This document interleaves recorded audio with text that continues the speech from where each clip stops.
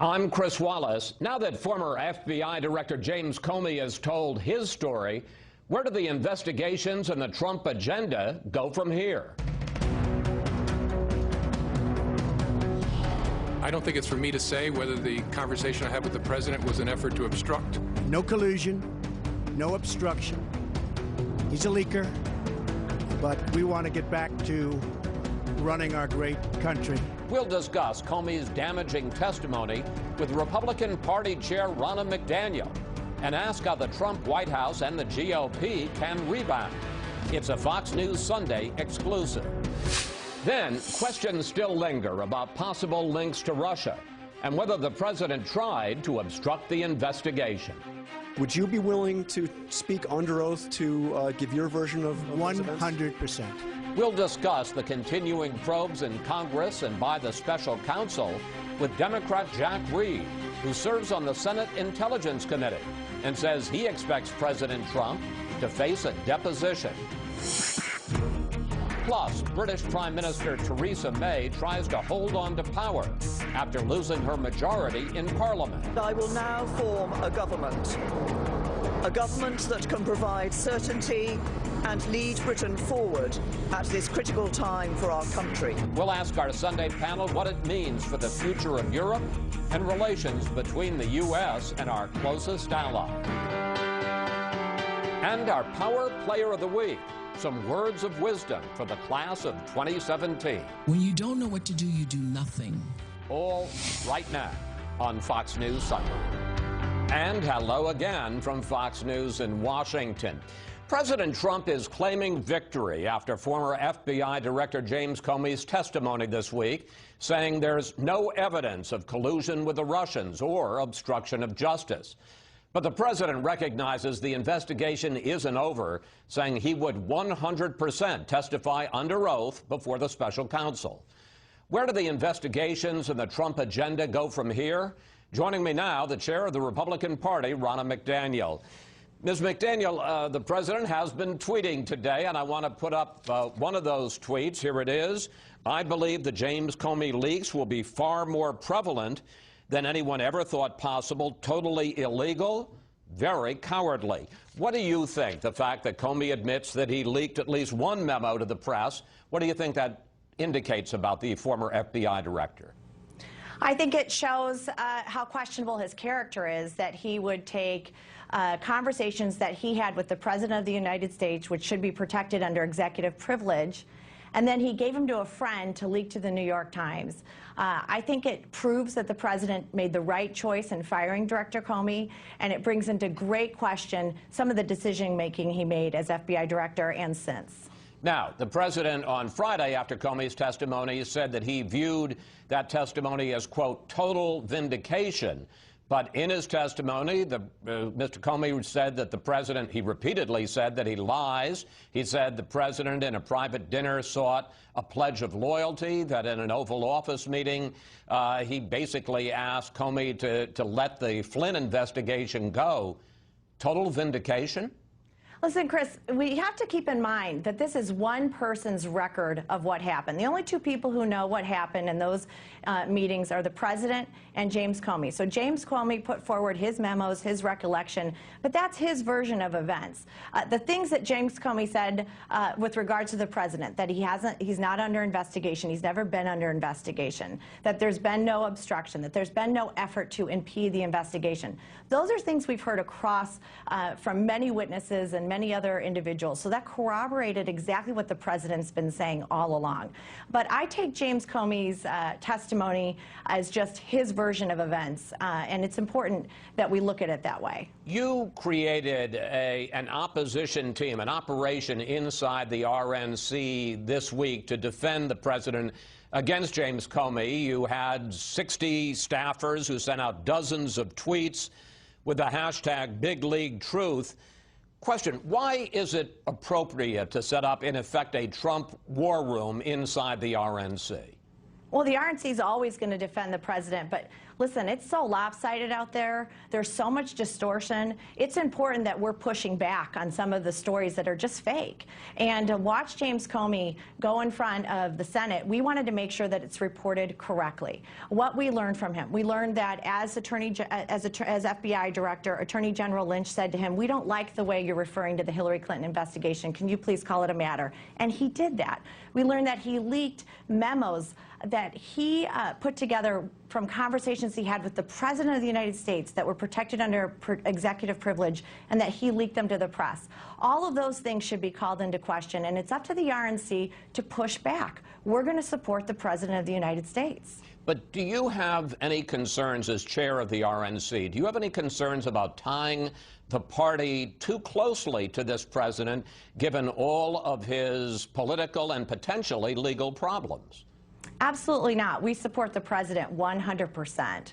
And we are the political arm of the White House, and that's the role the RNC has traditionally played. But I'll tell you, I feel like the coverage has been imbalanced. I feel like the truth is not getting out there. And so we're going to push harder because we want to make sure that the American people are hearing a different narrative and the right the right version of what's happening. Now, you say you're going to push harder. There are a couple of investigations, several investigations going on. You've got the Senate Intelligence Committee, the House Intelligence Committee. You say that you have confidence in the special counsel, Robert Mueller, but former Speaker Newt Gingrich tweeted this: Republicans need to focus on closing down independent counsel because it clearly isn't independent. Do you support that, closing down the special counsel? I'm not going to get into what the special counsel should or shouldn't do or if it should go on. What I will say is the Trump administration is complying 100%. They want this done. They want to move on. Listen, the Democrats have a playbook, Chris. We know it. It's resist, obstruct. We've seen them do it at every level, resisting the president on things like helping the American people in Obamacare. You've seen obstruction with things as critical as a Supreme Court nominee that they knew was highly qualified in Neil Gorsuch. And now it's throw doubt on the administration. Open as many investigations as possible. Cloud the administration as much as possible because they're trying to run out the clock to 2018. That is their playbook. We know it. Here's what we found from James Comey. The president's never been under investigation. There's been no obstruction. No one's been asked to impede. Comey didn't say that. He said that's up to the special counsel. Yeah, in his testimony, though, he said he'd never been asked to stop the investigation by the president. He said that. He said, were you directly asked to stop the investigation? He said no. To me, that's no obstruction. So we learned a lot from James Comey that these investigations are going to keep going forward if the Democrats have their way. The American people want it to stop. The Trump administration is working 100% cooperating with all of these investigations, but it needs to end. This is a fishing expedition to try and run out the clock for the Democrats, hoping to make gains in 2018. Are you calling for an end to the Senate and House Intelligence Committee investigations? I'm calling for an end to the investigations about the President Trump's campaign colluding with the Russians. There's been no evidence of it. I don't think that should continue. Of course, we need to figure out what Russia did with regards to the election. The president has said that. But not yet do you have a single senator saying that there is definitive evidence that there's been any collusion between the Trump campaign and the Russians. That needs to stop. And when it comes to the special counsel, do you believe that that investigation, specifically on the issue of possible collusion between the Trump campaign and the Russians, do you think that should stop? Well, that's going to run its course. We'll see what happens. I think it should end quickly. I want them to get to a final conclusion soon, because this needs to end. Nobody has come forward with any evidence that there's been collusion between the Trump campaign and the Russians, and it keeps persisting. So it's time to put an end to this. Let's let the special investigation take its course and end, but let's not keep finding ways to open new investigations. All right, let me, excuse me, ask you one question more about the special counsel. President seemed to make a pledge, a promise in the news conference on Friday. Should he keep his promise and testify under oath before the special counsel?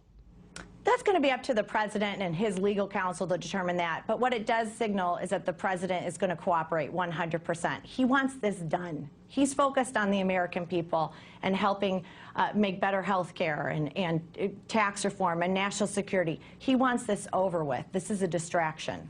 I'm going to get to the agenda in a second. One more question in this regard, though. Some Republicans are defending the president's actions as Comey laid them out, as others have laid them out, by saying that he basically doesn't know any better. Take a look. And no one has either informed him or he's been unwilling to be informed about why the sort of request like the one he made would be inappropriate. He's new at government, and so therefore I think that he's learning as he goes. Chairwoman McDaniel, do you buy that defense that if the president did something, anything inappropriate, it's because he's basically an amateur? Chris, I'm going to go back to, this was just James Comey's version of events. We don't know what happened in these conversations. That's his interpretation. I take the president at his word, but that's just one person's version of events. The president knows what he's doing. And let's go back to what James Comey even said. Say his version is true, and he said, the president said, I hope you let this go. Listen, I'm a mom of kids. There's a difference between saying, I hope you do your homework, and go do your homework. Donald Trump, President Donald Trump, is someone who speaks definitively. He's somebody who, when he talks to you, you know what he means. So, again, this is all James Comey's version of events, and we've got to look at it that way. As you said, the president wants to end all of this, to get on with his agenda, to help the American people. Here was the reaction, though, this week from House Democratic leader Nancy Pelosi. How dare the Republicans and the president to say this investigation into the integrity of our elections and our government is an impediment to our getting our agenda through. What agenda? Show us the jobs. Show us the agenda. Where are the bills? Doesn't Pelosi have a point? There's no tax reform bill that the White House has submitted. There's no infrastructure bill the White House has submitted. And Obamacare repeal and replace is tied up in the Senate. Well, President Trump has passed 37 laws in his first 5.5 months as president, more than any of the past 4 administrations. He has hit the ground running. But wait a second. I mean, we're talking about big legislative agendas. I'm sure there are a bunch of laws, but you know, his main legislative agendas: health care reform, tax reform, infrastructure. The only one that's even passed one house is health care reform. You've got a majority, a Republican majority in the House and Senate under budget reconciliation. You could pass them without any Democratic support. Why haven't you? Well, let's go back. 37 laws, deregulation. He's restored our standing as a global leader across the world with his foreign trips and his decisive actions in Syria. But let's go back. Health care, tax reform, infrastructure. These are huge issues. They don't just happen overnight. We're 5.5 months in.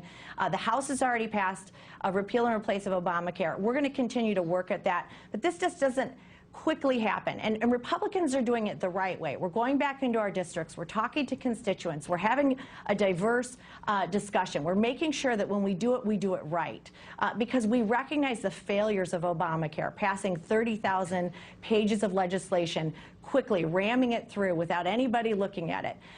Now look at what it's done across this country. It is failing. You have insurers pulling out of marketplaces. You have people whose premiums have doubled. If we're going to fix this, we have to make sure we do it right and not rush it through. All right. 5.5 months is pretty early to have all those things done, and we're making very strong progress. The president is laser focused on helping the American people. Final question. I got less than a minute left. Quinnipiac came out this week with a new poll, and let's take a look at that. Mr. Trump's approval now stands at 34%, disapproval at 57%. That's the lowest we can find for any president this early in his first term. Isn't the president at this point a drag on Republicans and your agenda?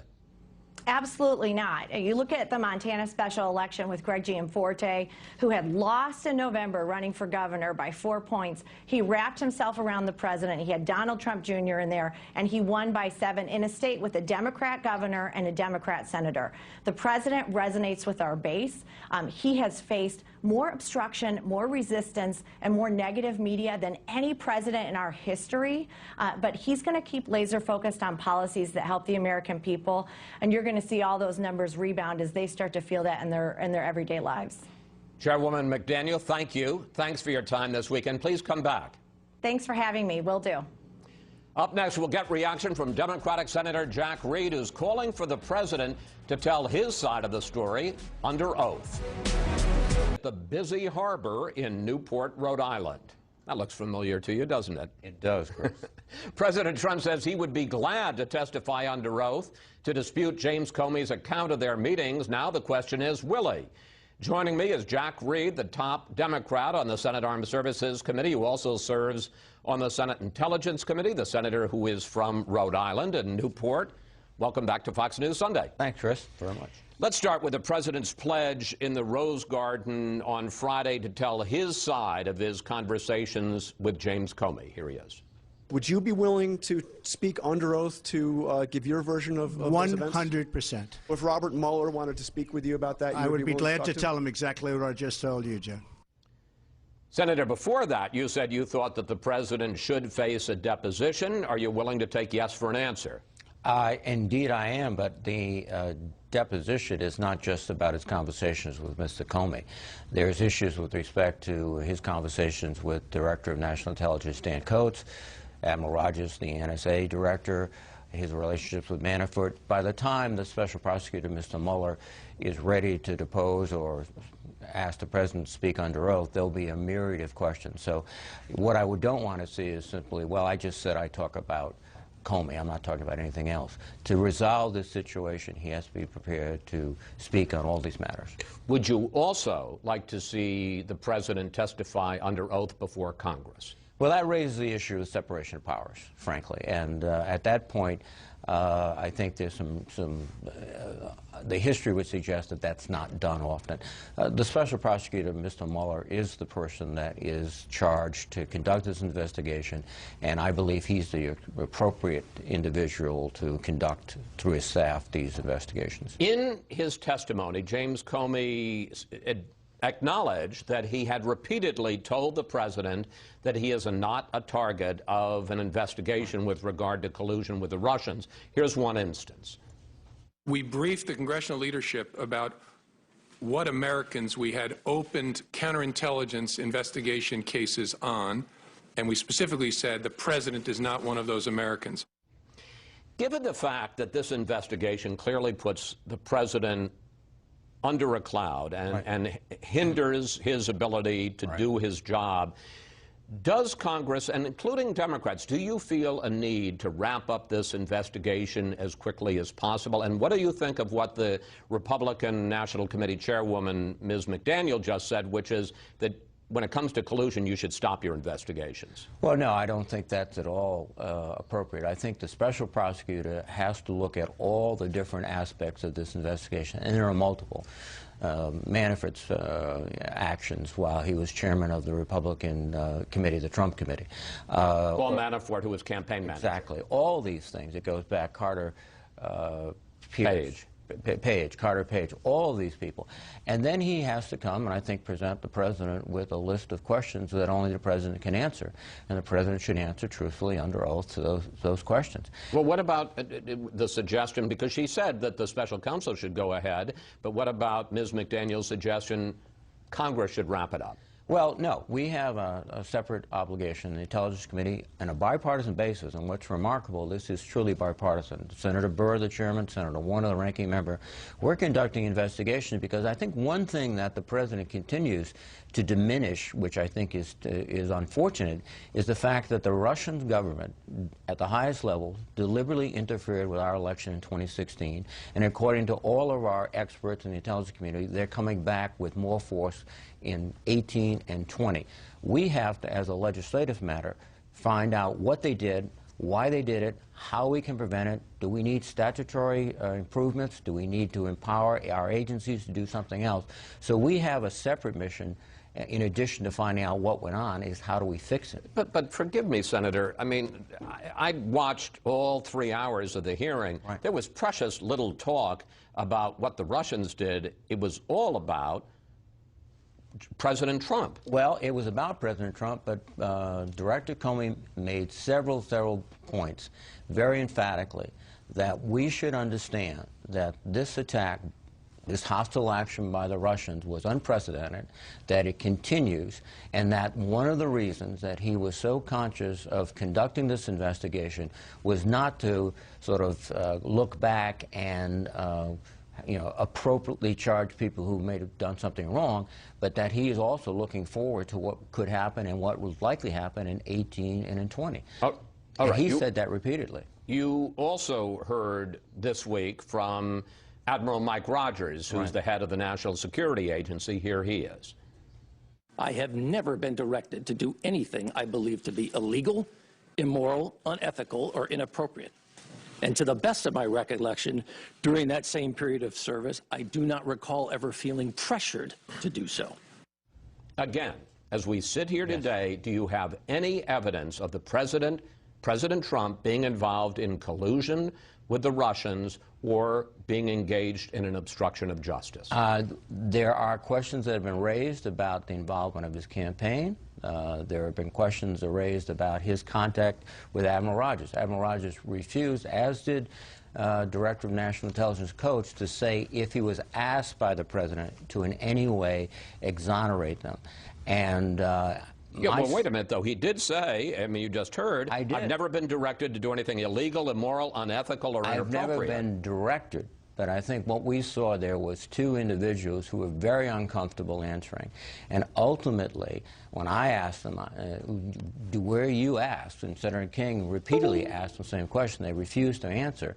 And the obvious point that I made was, if you were never asked, then it would be very easy and almost reflexive to say, no, I was never asked. They wouldn't do that. They couldn't do that. So there's a whole series of issues about the President's conduct. Does it constitute a pattern of trying to get pressure relieved off of this investigation? And the President himself, when he met with the Russian Foreign Minister, declared that, you know, first of all, I got rid of that crazy nut job Mueller, Comey. And I think, frankly, Mr. Comey demonstrated he's not a crazy nut job. Second, he said the Russian investigation, the pressure's off now, et cetera. And that's the Russian Foreign Minister, as well as leaking other classified intelligence information at that meeting. So the President himself has declared that his purpose was to somehow throttle this investigation into Russian participation. All of the things add up to a very serious set of potential charges, perhaps not against the President, but certainly against the individuals surrounding him. All right, well, let's talk about one of those individuals. Attorney General Sessions testifies before Senate Intelligence on Tuesday. You'll be there in the panel. What do you want to hear from him? Well, first, there's a question of his participation in the firing of Director Comey. He had already recused himself, and then suddenly he is the one apparently recommending to the President that Comey be fired, and the President, as he indicated, declared it was all about the Russian investigation. So there's a real question of the propriety of the Attorney General participating in that in any way, shape, or form. Then there's been allegations publicly of meetings that go beyond the meetings that he's already declared he had with representatives of the Russian government. That'll come up. Well, let me ask about that. Do you have any evidence that he met? There are 2 times now that he's on the record as having said he met with Russian Ambassador Sergei Kislyak. Do you have any evidence that he met with them another time? It's an open question. I think it's also one of those questions that, because of some of the classifying reports, it's inappropriate to comment upon it.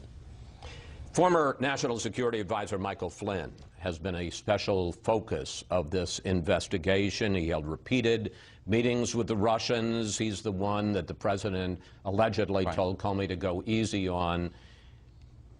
How important is Flynn to this investigation? Well, I think at this point he's one of the key figures. He was involved, apparently, from reports that have not been refuted, with contacts with the Russians. The question, again, it goes back to why the questioning of the President will not be restricted and discreet to the Comey situation. You know, what did General Flynn tell the President? Was he directed by the President to initiate these conversations? Were these appropriate conversations? But I think General Flynn is someone who is the key focus of the investigation now. Not the exclusive focus, but the key focus. The key focus? Well, I think so, because I think working through General Flynn, they will develop other possible connections, other possible leads. And again, it appears, and I think, again, former FBI Director Mueller is probably the best person to do this investigation. He is taking a very broad view, but I think it begins simply because in terms of sort of the timing, the dismissal of General Flynn as National Security Advisor triggered a lot of this interest, a lot of the investigations. Comey was working to make sure that that investigation was going forward. Finally, and I've got 30 seconds left. Yes. Will this investigation on the Hill with the special counsel, will it still be going on a year from today? I hope not. It certainly is not going to be resolved in a few weeks or a few months, because, and I think the pace will be set by Special Prosecutor Mueller. He will be the one that will drive sort of the timing of this case. Senator, thank you. Thanks for joining us. Always good to talk with you, sir. Thank you, Chris. Up next, we'll bring in our Sunday group, including former Speaker Newt Gingrich, to discuss his idea to shut down the special counsel. Plus, what would you like to ask the panel about Comey's testimony and what it means for the president? Just go to Facebook or Twitter at Fox News Sunday, and we may use your question on the air. And kicking superior officers out of the Oval Office, looking the FBI director in the eye and saying, I hope you let this go. I think if the agents, as good as they are, heard the President of the United States did that, there's a real risk of a chilling effect on their work. The President never, in form or substance, directed or suggested that Mr. Comey stop investigating anyone. A sharp disagreement between James Comey and President Trump's lawyer, Mark Kasowitz, over whether the president wanted the FBI to shut down its investigation of former National Security Advisor Michael Flynn. And it's time now for our Sunday group, GOP strategist Karl Rove, Charles Lane of The Washington Post, former Democratic Congresswoman Donna Edwards, and former Speaker Newt Gingrich, author of the upcoming book, Understanding Trump, out this Tuesday. That must be a long book. It's interesting. I'm sure it is. Speaker Gingrich, I want to speak to you about something else, though, and I want to start with your tweet that I discussed earlier with Republican Chairwoman Ronna McDaniel. Here it is up on the screen again. Republicans need to focus on closing down independent counsel because it clearly isn't independent. What's your reasoning, and wouldn't that really look like an obstruction of justice? Well, first of all, look at what Comey said. Comey said, I deliberately leaked through an intermediary to create this counsel, who happens to be one of his closest friends. Then look at who Mueller's starting to hire. I mean, these are people that, frankly, look to me like they're setting up to go after Trump, including people, by the way, who have been reprimanded for hiding from the defense information in 2 major cases. I think this is going to be a witch hunt. I think that Comey himself, by his own testimony, tainted this particular process.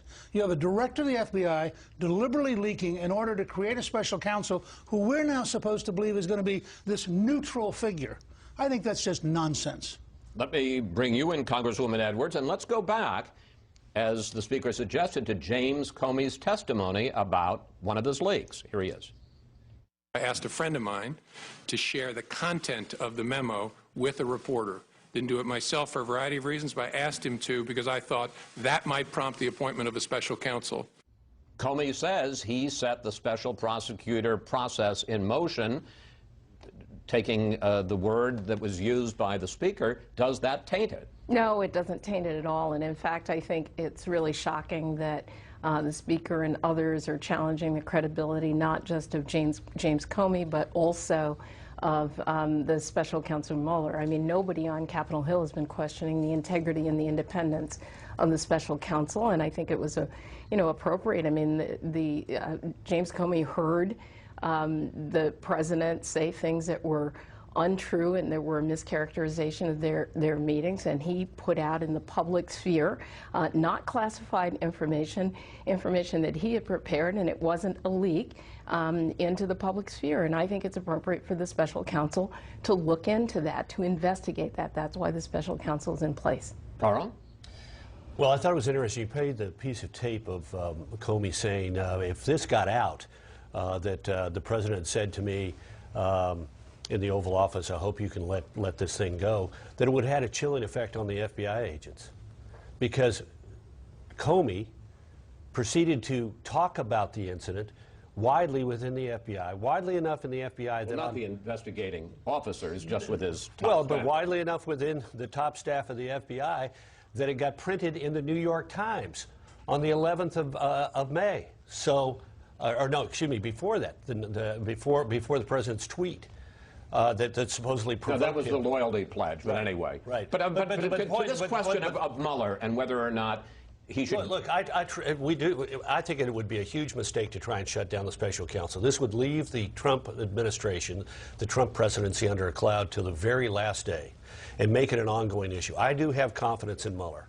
The question is Robert Mueller Patrick Fitzgerald or not? Is he going to look for an underlying act and focus on the underlying act? Yeah, we should point out Patrick Fitzgerald was the special counsel in the case about Valerie Plame and the leak of that information. And the day that the day he took his responsibility, he knew exactly who had leaked her name, Richard Armitage, Undersecretary of State. He knew she was not a covered person, that there was no underlying effort. Chuck's paper, when they found out, when it was several years later, revealed that it was Richard Armitage, said, well, why did we even go through all this exercise? Because everybody knows Richard Armitage had no axe to grind. But he ground an axe for a long period of time trying to find people that he could indict on the fact that they had said one thing that he could get them on, and he got Scooter Libby on the fact that he had not, that he said... Let me just move on, because I don't want to talk about Scooter Libby. I will say you were also a target, and you ended up spending a whole pile of money on private legal fees. Wait, let me just bring in Chuck, so we are all here. Go ahead. Well, this gets really, really complicated. Well, let's keep it simple. Should Robert Mueller be able to, should he stay on or should he be shut down? Of course. Of course he should stay on. And honestly, if the Republicans are thinking about their own best political interest, that's what they'd want, for two reasons. He's widely regarded, notwithstanding what we just heard here, by Republicans and Democrats on the Hill as an honest broker in this affair. Secondly, it gives it a channel for all the discussion and all the investigation to go through one pipeline instead of 50 different committees and 50 different leaks. It's actually in the Republicans' own, the president's own interest to have it go through this process. But look, let's look at the big picture here. I'm not in any position to say whether a particular crime or impeachable offense occurred. But what I am, and I think we're all in a position to say after this testimony of the last week, the President of the United States did something terribly inappropriate. He misused his authority by engaging in that kind of meeting and that kind of conversation with Jim Comey under those circumstances. And backhandedly, Paul Ryan is admitting it by saying, in effect, this is what a person who doesn't understand government would do. And that, all by itself, ought to be a source of great concern. Presidents often do stupid things, but this is not obstruction of justice. This is not illegal. He is the head of the executive branch. I didn't say it was. I specifically said I don't know whether it is. He's the head of the executive branch. He could have directed him to end the investigation. He could have pardoned Mike Flynn, actually. He could have pardoned Mike Flynn, but he could have directed him to end the investigation, and it still would have been appropriate. He would have had a huge political price to pay, but he's the head of the executive branch of government. We once had an FBI director who thought he did not report and was independent of any authority. His name was J. Edgar Hoover. And I would respect the president a lot more if he'd stood up and, in an accountable way, called a press conference and said, I'm pardoning Mike Flynn, but this is over. What defies that is that the President of the United States asked everyone else to leave the room, and so this idea that he's somehow naive and doesn't understand what's going on. The President has, a lot of experience with litigation and with the law. And so I think he did understand what was going on. He asked those other people to leave the room so that he could have an independent conversation with the FBI director. I just, if you'll put up with me for a second, I want to go back to what Carl said. The special counsel in the Bush years locked up a New York Times reporter for 85 days to get her to testify. This is the Valerie Plame investigation, the leak. I just want to explain it to 85 days, a reporter's locked up to get her to testify to something she later writes a book saying was a lie, that she did under enormous pressure. I distrust independent counsels. I think that the people Mueller's bringing in are dangerous people, and any Republican who thinks this counsel is going to be neutral is crazy. It would be like expecting the Post or the New York Times to be accurate. Well, you've kind of taken the Uzi out and shot at everybody here. Who wants to? You want to take offense first? Well, look, my point is this. The die is cast. If the president, I think Chuck is right. Look, I don't see anything here that a reasonable person would say was in violation of the law. The president did not obstruct justice. The president did something that was inappropriate but not illegal. In fact, it is legal. It is the president of the United States could direct him to end the investigation, and he's within his authority as the president of the United States. And he did not. In fact, he said, I hope you go find out what those satellites Manafort, Carter Page, and others were doing. So I say the die is cast. I agree with Chuck. The president ought to now restrain himself. He and his people ought to restrain themselves. He ought to keep it in this silo. Okay, one last thing. The president says he is happy to testify under oath to the special counsel that you say is engaging in a witch hunt. Well, I think sooner or later he was going to be asked to testify under oath, and I don't think he's giving up much in terms of special counsel, because that was going to happen. Panel, we have to take a break here. When we come back, British Prime Minister Theresa May tries to hold on to power after losing her majority in Parliament. How will this affect Brexit and relations with the U.S.? That's next. Certainty. And having secured the largest number of votes and the greatest number of seats in the general election, it is clear that only the Conservative and Unionist Party has the legitimacy and ability to provide that certainty. Prime Minister Theresa May trying to hold on to her job after a stunning setback in this week's British elections. And we're back now with the panel. Well, Speaker Gingrich, what do you think the surprise election results mean for Britain, for Europe, and for the U.S.? Well, it means a lot of instability, I think, particularly from her standpoint, because I think she's very shaky at staying in power. May well have a contest in the next few weeks. I think equally important is the vote today for Macron, who has done an astonishing job of building a party in France and has a real chance. The French president. The French president has a real chance of winning control of the French Parliament in a way that is almost unimaginable. Created a party in 15 months and has competitors, I think, in 525 of the 555 seats. So you have two different stable positions developing. Ironically, the French may turn out to be stable and the British may turn out to be unstable. And it was both a bad campaign on their part and I think a big miscalculation, because it turned out that the United Kingdom Independent Party voters, once they got Brexit, reverted to being Labour Party voters.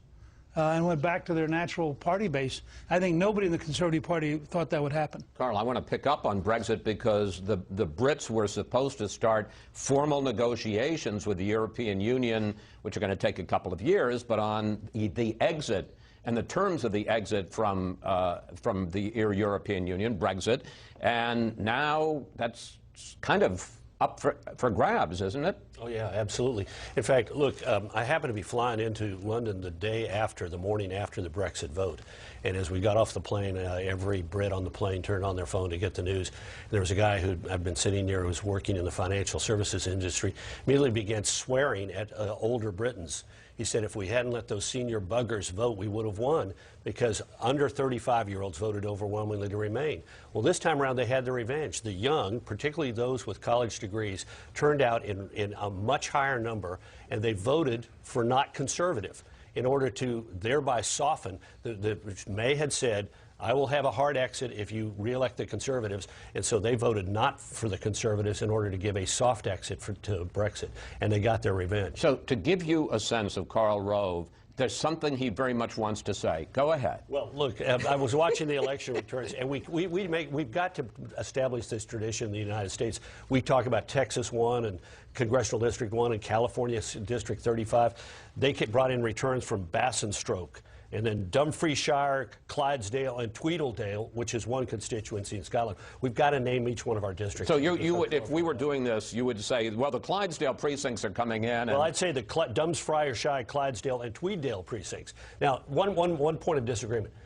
The Labour Leave vote remained with the Conservatives. If you were a Labourite who had voted for Leave, you remained largely Conservatives. Why made the election not worse than it was? And the people, and UKIP, the vote, 18% went with Labour. The largest share of them went Conservative. UKIP, this would have been a worse election had that not happened. That's and a worse the election, Independence Party. And a worse election if the Scottish independence referendum played a role. There were 13 additional seats won by the Conservatives in Scotland because the Conservatives were identified as the Unionist Party. Let me just say, folks, this is after I just instructed in the commercial Karl Rove not to get into the weeds on this election. This is not the weeds.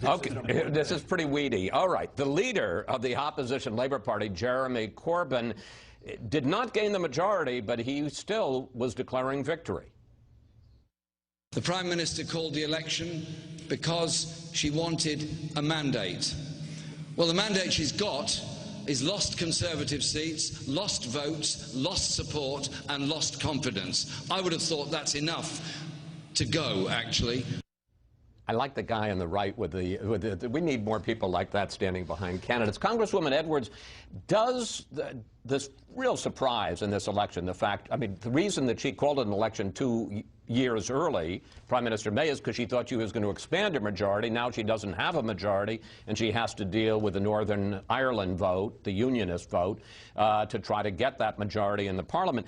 Do these results mean that the anti-establishment, throw the people who are in power out sentiment still is running strong? Well, I think it is, and I think if any, I don't want to draw too many parallels between the United States and Great Britain, but I do think that it bodes, dark days ahead for the incumbent establishment here in the United States, and I think that there's going to be a lot. Who is the incumbent establishment? Well, I think that they're Republicans. They're the ones who are in power, and I think it really spells a lot of trouble ahead. I think there still is this anti-establishment sentiment going on, not just here, but around the world, and that doesn't bode well for the people who hold power. Chuck, Democrats have a lot of work to do, though. Chuck, Prime Minister May, I think it's fair to say, and there's not a big crowd, may be Donald Trump's best friend in Europe. What does this do to that relationship? Well, I wondered, actually, what the role of sort of the European and British rejection of Trump, what role that might have played around the margins, particularly since he's, in effect, intervened with those crass remarks about the mayor of London after the terrorist attack. London went overwhelmingly for Labour, and so that's a question I've had, is whether in some complicated way this wasn't also influenced by hostility toward Trump. But I just want to underscore what to me was the real headline here, which is the comeback of Jeremy Corbyn. She called this election because his poll numbers were in the garbage. He was down in the 30s. He was thought to be this played-out old Marxist, and he didn't shy away from any of that ideology. He, in effect, doubled down on it and embarked on this remarkable comeback. I think, the big picture story here may be this resurgent, not just left, but ultra-left in Britain. It hasn't been that way so much on the continent, but the polarization that's gone between the Tories and this ultra-left Labour Party is really remarkable. And there are things, Jeremy Corbyn's no fan of NATO, by the way. Everybody talks about Trump and NATO. Jeremy Corbyn has a long history of rejection of NATO and sympathy for Russia, I might add. So, and he's right now on the rise, and arguably, if things played out a certain way, could be the next prime minister, he or somebody like him. Speaker